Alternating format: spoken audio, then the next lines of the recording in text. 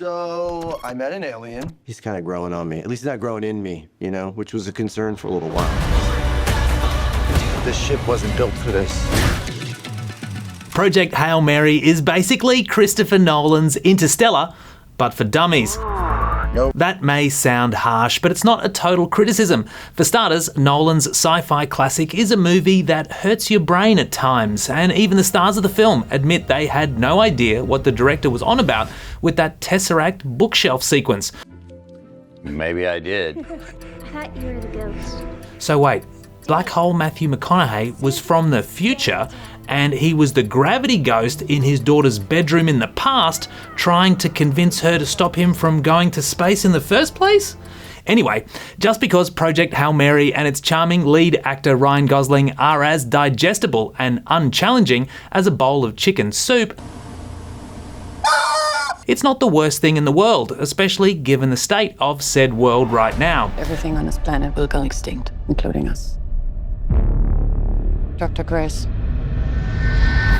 the world is counting on you. Based on the book of the same name by Andy Weir, whose previous work, The Martian, was successfully adapted into a similarly populous movie, Project Hail Mary sees Gosling cast as a high school teacher.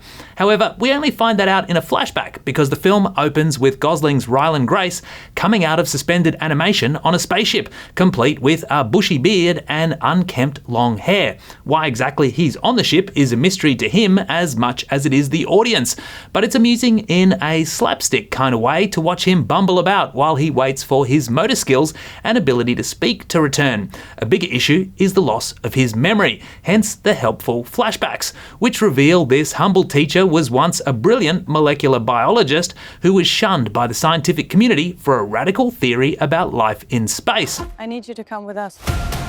This is Project Hail Mary. When an infestation of space microbes threatens to eat the sun, Grace is, apparently, the only person qualified to save the Earth. But you'll have to wait, and wait, and wait to find out how he ended up on the space mission. I'm not an astronaut. I'm not an astronaut. If you don't go, you die. With the rest of us. Does it make sense that a biologist knows how to pilot a spaceship, or conduct spacewalks, or seemingly is also an expert in physics? No, it does not.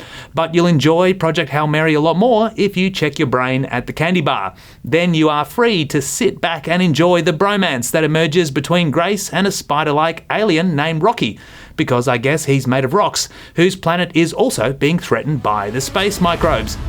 Call it fist bump, by the way. Fist my bump. No, it's fist bump. It's not the same. The Lego movie directors Phil Lord and Christopher Miller struggle to find the right tone at times, but wisely default to tugging on the heartstrings.